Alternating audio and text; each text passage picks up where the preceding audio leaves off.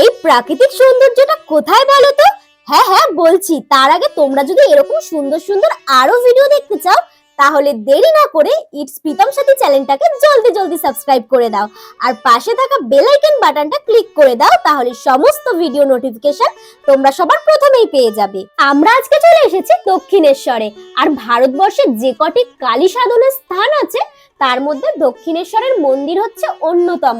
এখানে দেবী কালীকে ভবতারিণী রূপে পূজা করা হয়। আজকে আমরা দক্ষিণেশ্বরের মাকে পুজো দেব, তারপর যাব দক্ষিণেশ্বরটা বেলুড় মঠ ঘুরতে। আমি তো ঘুরবই, আর সাথে তোমাদেরকেও শেয়ার করব। আর হ্যাঁ, তোমরা সবাই জানো, যারা জানো না তাদের উদ্দেশ্যে বলি, মন্দিরে কিন্তু জুতো, মোবাইল, ব্যাগ, ক্যামেরা এইসব নিয়ে কোনো মতেই ঢুকতে পারবে না। তাই মূল গেট দিয়ে প্রবেশ করে বাদিকেই দেখবে কাউন্টার, যেখানে তোমরা মোবাইল, ব্যাগ, জুতো রেখে মন্দিরের ভিতর প্রবেশ করবে। এগুলো জমা রেখে স্নান করা অথবা হাত পা ধোয়ার জন্য এগিয়ে যান গঙ্গার ঘাটে।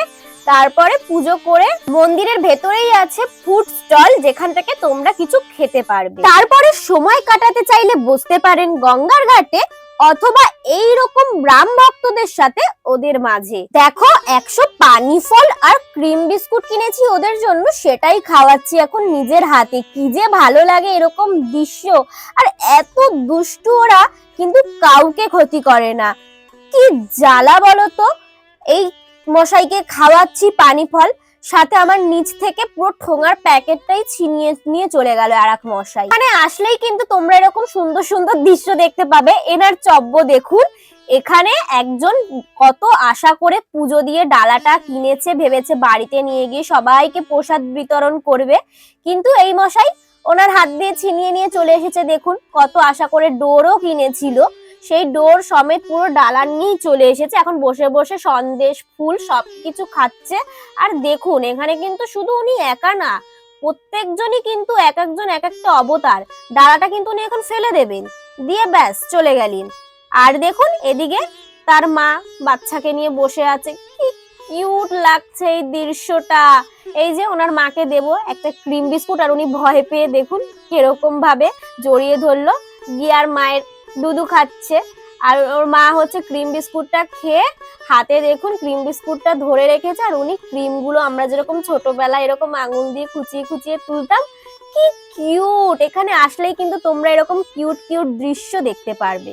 যাই হোক, তোমরা যদি দক্ষিণেশ্বর থেকে জলপথে বেলুড় মঠ যেতে চাও, তার জন্য কিন্তু তোমাদেরকে এই দক্ষিণেশ্বরে ওয়েট করতে হবে 4টে পর্যন্ত, কারণ 4টের সময় বেলুড় মঠের গেট খোলা হয়।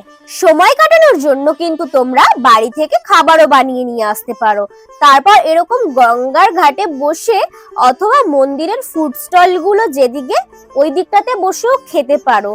আমরা কিন্তু দেখো এখন ভেজ ফ্রাইড রাইস খাচ্ছি গঙ্গার ঘাটে বসে বসে, খুবই ভালো লাগছে এখানে বসে বসে।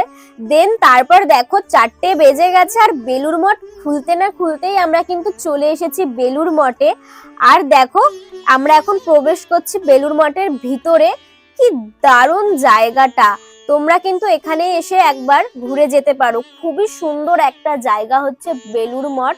আর হ্যাঁ, এখানে কিন্তু ভিডিও করা কিন্তু নিষেধ, তো বাইরেটা আমরা যতটা পারবো ভিডিও করে তোমাদেরকে দেখাবো। আর ভেতরটাই কিন্তু একদম স্ট্রিক্টলি মানে ভিডিও করাই যাবে না। বেলুড় মঠের এই মন্দিরটা এত সুন্দর, আর চারিপাশে সুন্দর একটা পরিবেশ, বাইরেটাতেই ঘুরে তোমরা শেষ করতে পারবে না। আর ভেতরটাতে তো ক্যামেরা নিয়ে ঢুকতে পারবো না, তাই তোমরা যারা এখনো বেলুড় মঠ ঘোরোনি, কোনো কিছু না ভেবেই চলে আসো বেলুড় মঠ, আর এই সুন্দরতা উপভোগ করো। খুবই সুন্দর।